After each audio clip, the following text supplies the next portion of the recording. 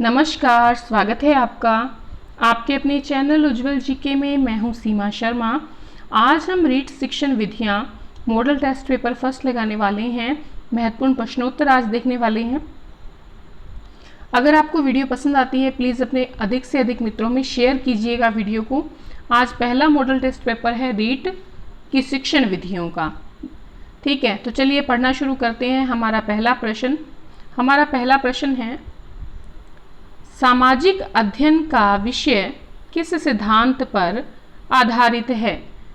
जल्दी से उत्तर लगाएं। सामाजिक अध्ययन का विषय किस सिद्धांत पर आधारित है? तो इसका सही उत्तर है, सामाजिक अध्ययन का विषय जो है वो ज्ञान समाज का आधार है, इस सिद्धांत पर आधारित है। अगला प्रश्न देखेंगे, परीक्षा पद्धति का प्रारंभ हुआ। कब हुआ परीक्षा पद्धति का प्रारंभ? जल्दी से उत्तर लगाइए। अगर आप रीट से एसएसटी जो है पढ़ना चाहते हैं तो मैंने कंप्लीट रीट एसएसटी करवाई हुई है, मेथड करवाए हुए हैं कंप्लीट, तो आप उज्ज्वल जीके की प्लेलिस्ट में जाकर पढ़ सकते हैं। साथ ही मैं डिस्क्रिप्शन में लिंक भी दे दूंगी, तो आप वहां से भी देख सकते हैं। देखिए, परीक्षा पद्धति का जो प्रारंभ हुआ था 1962 में हुआ था। अगला प्रश्न है, परीक्षा पद्धति का पहला चरण है। परीक्षा पद्धति का पहला चरण कौन सा है आपने बताना है। जल्दी से उत्तर लगाइए। तो परीक्षा पद्धति का जो पहला चरण होता है वो होता है समस्या की पहचान करनी और चयन करना। ठीक है,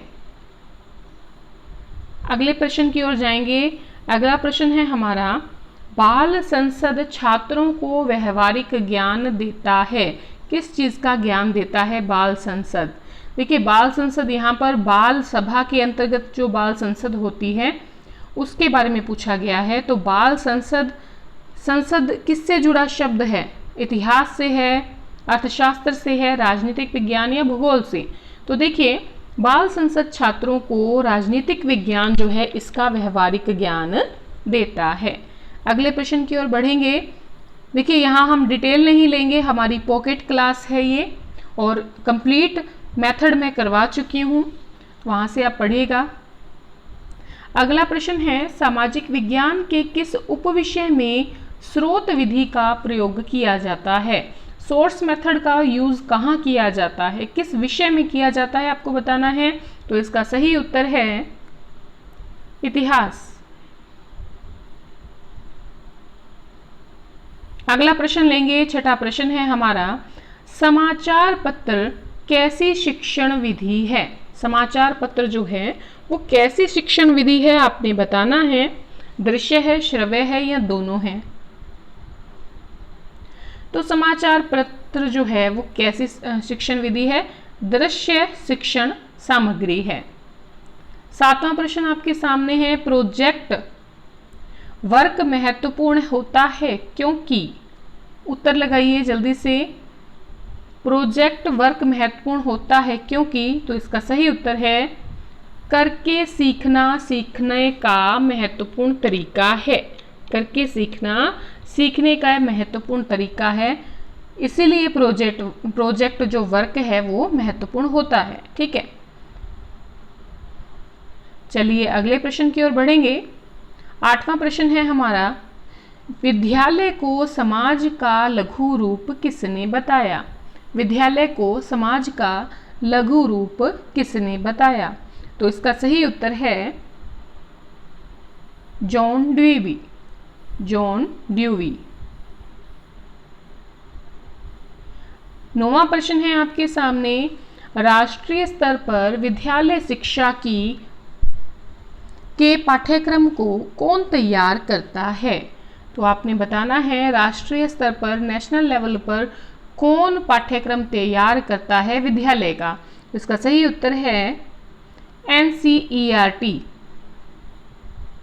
हमारा 10वां प्रश्न है,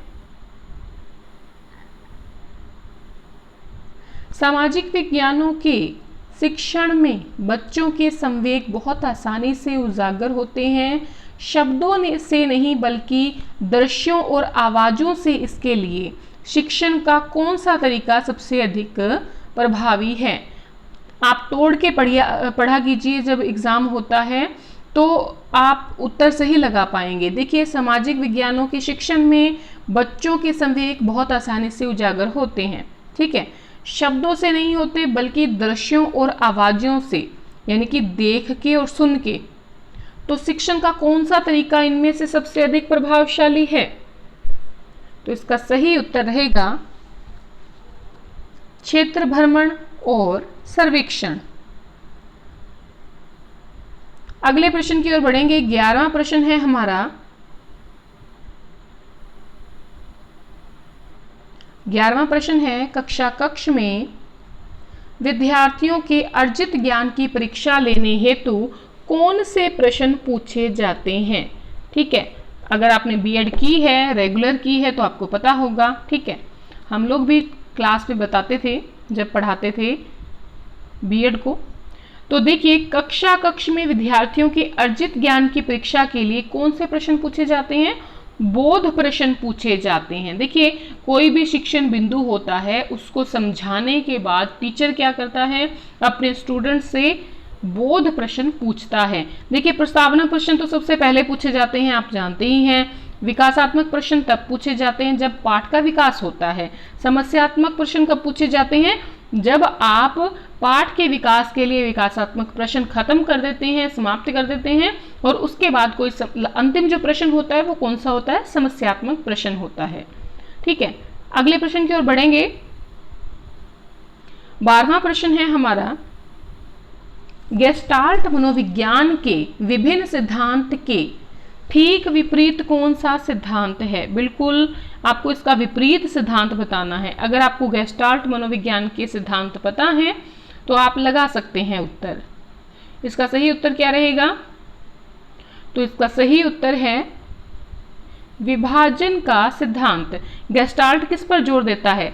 समग्रता पर जोर देता है। किस पर जोर देता है?